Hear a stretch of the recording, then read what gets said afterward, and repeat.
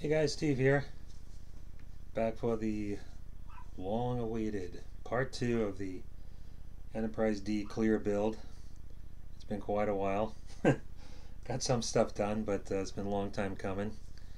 I think where we left off last time, I just painted the top saucer black. It took a lot of coats. Um, this is the bottom saucer, but this is where I was at with the top saucer. And I was using Duplicolor black, and it took a lot of coats, 3 maybe 4, to get the light blocked. So it kind of looked like this. This is the bottom saucer, but this is where I left off on the top saucer. And maybe next time, in the next few parts of the build, I'll use this instead. This Duplicolor sandable primer, and maybe that'll only take 1 or 2 coats to get the light blocked. I'm going to give that a shot. But since then, I went ahead and painted the top saucer, and I used, let's see, flat gold gray. Regular rattle can, I don't have an airbrush. So I took flat gold gray, painted the top, and only took 1 coat because the base coat of black was on there, and came out pretty nice. Something I didn't notice when I was done painting, the little bottom lip along the bottom of the saucer. I thought the bottom and the top saucers would come together and just join at the seam, but there's a lip all the way around here that stays visible. And if I just looked at the box, I would have seen that. I don't watch too much Next Generation, sorry to say. My whole family does. I've only seen a few episodes. But maybe I would have known better. But this was still clear. So that's not going to work with the light inside. So I found that one of my bottles of paint that was pretty close to color, hand painted the whole rim. Held it up to the light, came right through. So I did another coat, hand painted the rim right around, held it up to the light, still came through.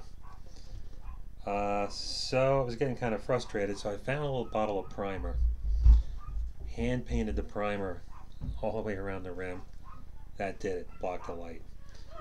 So now I had to thought I'd get a little closer on the color, so I took the actual flat gold gray that I sprayed it with, sprayed it into a cup, then took a brush from that, painted around the edge. So now what we have is, it's pretty close. It looks pretty good. So that's cool. Then we got to the phaser ring. Now, I've seen a lot of guys online who have painted this dark gray, which is the way it appears in movies or TV show, or I'm not sure. But the instructions from the kit say to use Bomber Tan. I think it's called SEC Bomber Tan. Do I have it here? Yes, SAC Bomber Tan. So I went online and found a movie clip, and one of the clips I found, sure enough, it's this tan color. So I said, alright, I'm going to use the tan. But to paint this ring, I started off taping with Tamiya. And let's see, how big is this? I threw the wrapper away, so I'm not sure. That looks about 1/4 of an inch. But I'm sure at Tamiya it was probably measured in millimeters. But it's about 1/4 of an inch. And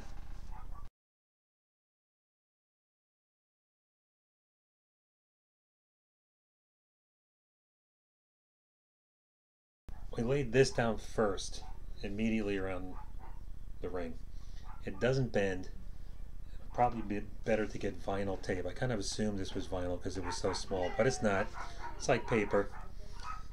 Doesn't want to bend, but you can kind of force it. You just got to go around every step of the way and coax it along. Gets a few wrinkles here and there, so I took my fingernail and ran it all around the ring. Once I got the tape on it, just ran my nail so it would seat down nice and snug.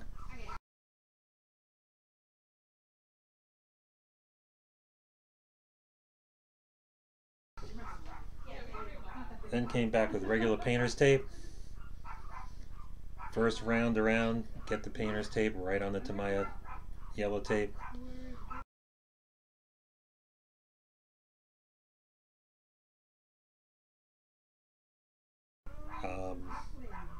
Then put another round so the entire saucer is covered.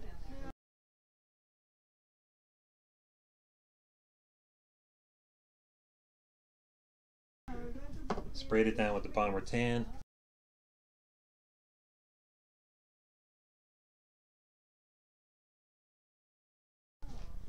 Peeled off the tape.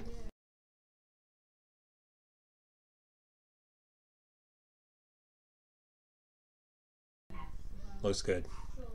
Now if you get really close, some sections you'll see a little imperfections, but from here, looks dynamite. Same with the windows. All the windows I scratched in this thing. If you get up really close, you eventually start to see some imperfections. From here, looks awesome. It's perfect. I think I might get some movie theater rope, nice velvet ropes they use in movie theaters or on Broadway. And I'll rope off the model when I'm done, so no one can get within 3 feet of it. So from here, it'll look perfect. They'll think I'm a genius. The worst thing is putting photos online of your model that people can zoom in on. That really shows who the pros are and who has the most patience for doing this kind of stuff. But let's take a look, because regardless, it looks amazing. Once it's going to be lit up, that looks pretty cool. So it's going to be awesome one way or the other. And it's all about having fun, so I don't want to get too stressed out. And I look at something that looks cool, move on. We're done. And that's where we're at. So next step, we'll be spraying this down with a coat of gloss coat, and we'll start on the 1001 decals that come with this. And I think I'll do that. We'll spray with gloss coat, put some decals down, and I'll come back and we'll talk about what I did for putting my decals down and take a look how they look. And hopefully you can decide to do it the way I did it or not to do it that way, based on my results. But that'll be the next shot. This with decals. All right. Thanks for watching. Catch you next time.